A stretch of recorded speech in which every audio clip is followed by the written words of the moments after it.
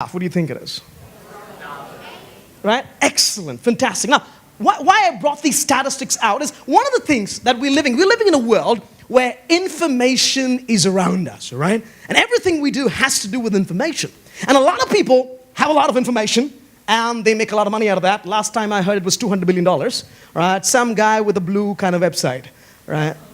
Yeah, I don't know, yeah. And apparently he doesn't make that information himself. People give it to him for free, I heard last year. And he makes $200 billion off it. So those are some amazing people too, very generous with their, with their posts and their photos and their videos, right? And some people even post some live events and stuff like that, right? So it's amazing. Okay, now, so here's the thing, okay? So we're living in a world where information, right, is key. A lot of people use information, they sell information, right? Now, the problem is, what is this information? Okay, so here's something very interesting, right? Extreme poverty has actually halved in the last 20 years. And this is, please give a hand. It's a big thing, all right? It's halved, less than 2. Now, look, what's interesting about the statistic is in 1966, 50% of the world's population did not have $2 a day. In 1966, all right? And now, 50 years on, we've brought that down to 9%. 9%. Aren't we living in a wonderful world? Right? Now, this is, the average life expectancy is 72 years now. Wow. Some of you are like, Dony, how did that happen? Right? What's interesting is this, right? In 1800, the average life expectancy was 31 years. Okay, now there were a lot of diseases, right? There was no medicine, there was a lot of problems. But something recent, let's go to this. 1950, right? 1950, the average population was 32 years. 1950. Average population of the world, that's it.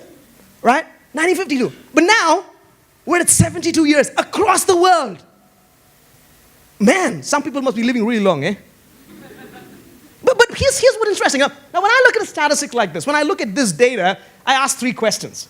How is it that this is happening? What's happening, right? Now, if you ask those questions, you'll get these answers. Number 1, obviously, when you say average, it includes children, right, and adults. And most of the deaths that used to occur around about the 1800s to the 1950s were kids.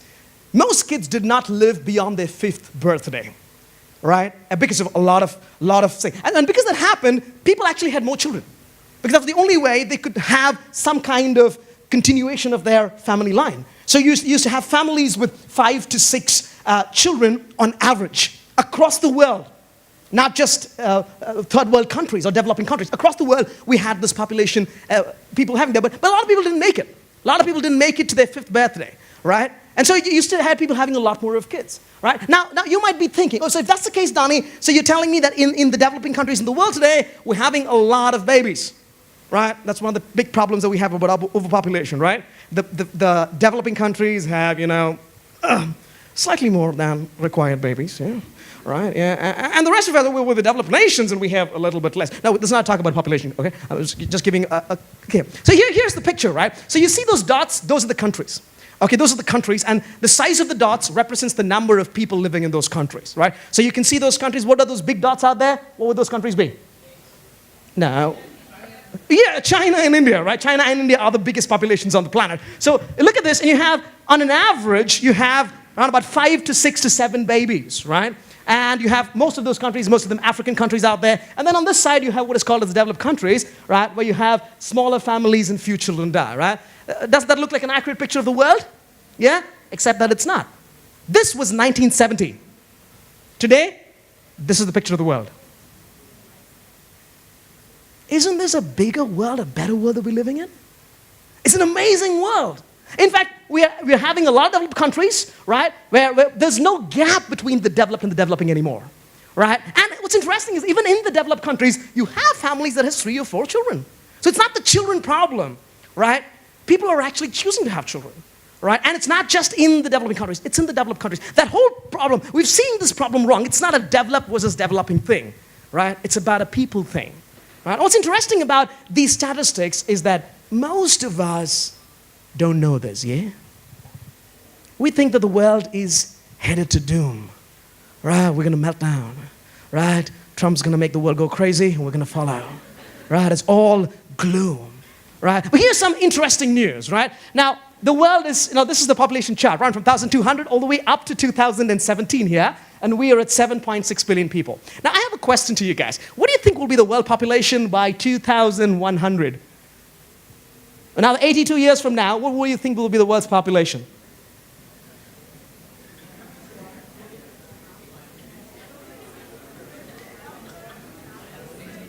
How much?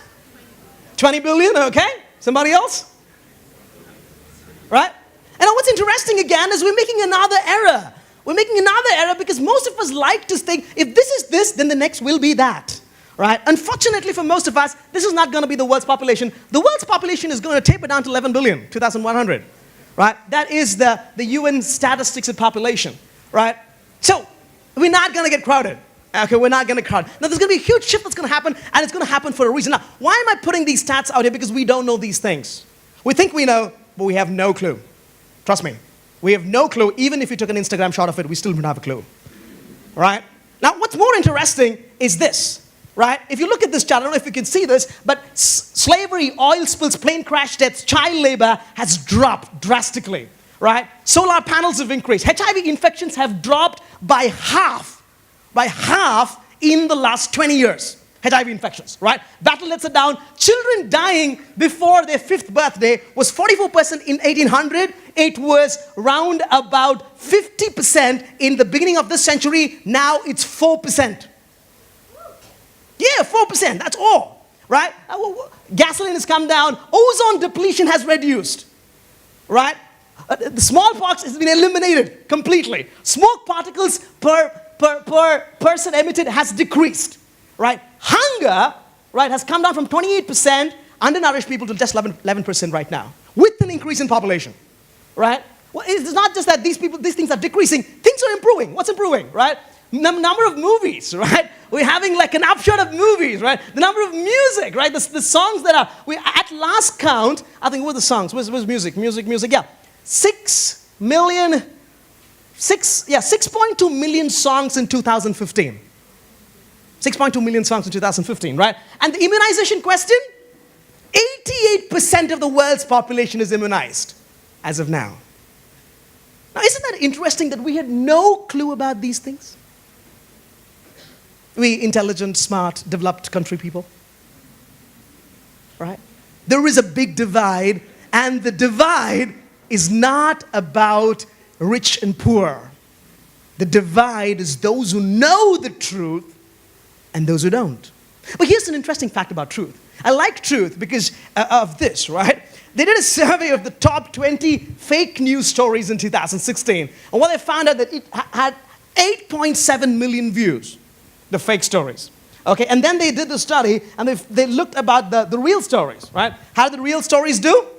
Well, they did not too good, just 7.3 million. 1 million less than fake news. Wow. We must be hungry for misinformation, right? But here's the thing. We're not just hungry for misinformation, we're hungry for good Catholic misinformation. Because the number one fake story in this cycle was that Pope Francis shocks the world and endorses Donald Trump. So we like Catholics, we don't like the Catholic Church, yeah?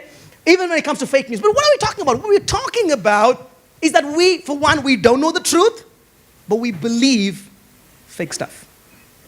Right? We believe fake stuff. There's plenty of fact checkers out on last count, Twitter and Facebook. There are 10 million fact checkers. You know, what's interesting about that? There are 10 million new news stories being published by people. How do you fact check this stuff? Right? You can't. And we're not going to decrease the number of books, decrease the number of CDs, decrease the number of stuff that we're posting. No, we're not going to do that. So we're going to get stuck with something. Trusting the fake news as the real news. Right? So we don't know the truth, and we're trusting fake news. How's that for the future? That's us. We good. Right? We're living in this world where we doubt the truth. Oh, that's interesting, isn't it? I mentioned the truth. What is the truth? What is the truth, right? Let's go back, circa 2080, right? A young girl, right, has this miraculous birth, right? Now, if in today, probably Mary gave birth to Jesus, right? This is how it would look like, right? You wouldn't believe what happened to this teenager, right? You have no idea how this woman gave birth to this kid. Click below to follow. All right? Read the entire story. All right? Right? You'd go there, right? They thought he was dead until ... Click below to know. All right? Now we're living in this world where today when we talk about the truth, there's a big problem. Donnie, that's fake news, eh? That's fake news. Well, we think it's fake. But here's the problem. The early church had the same problem. The only difference was these people were dying for the fake news. In today's world, we're killing people for fake news. Right? How do you differentiate this? What do we know? A lot of people would ask this question. You're a Christian, but you believe this whole story about an angel? Fake. Coming down to this young girl? Fake. Right? And then talking to her, hey, about the old standards. If anybody spoke to an angel, they would drop dead. This one did not live. Big, big fake news. Right? And then she gives birth miraculously. No men involved. Without IVF. 2,000 years back. Now you're pushing that story. You're going and telling this to people. And then you say, and that guy who that woman gave birth to,